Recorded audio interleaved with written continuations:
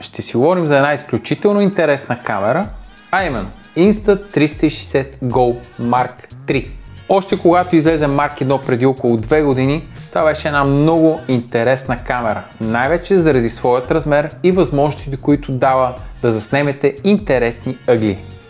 Голямото предимство на малката Insta360 Go и нейният Action Pod е възможността да видите какво снима камерата, независимо че сте я отделили. Това ви дава възможност да сте сигурни, че ъгълът, който сте подбрали, изглежда наистина добре във вашия кадър. Яко, нали? Малко повече за самата камера.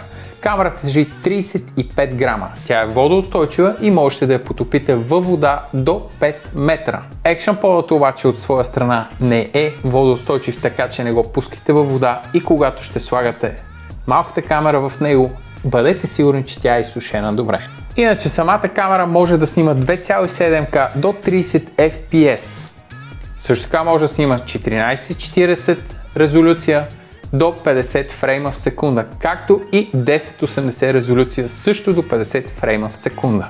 Малката камерка може да издържи до 45 минути със своята вградена батерия.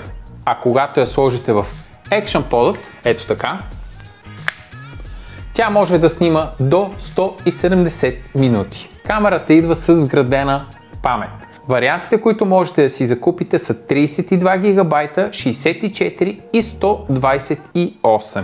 Друг важен момент е, че прехвърлянето на вече заснетите материали може да се случи основно по два начина.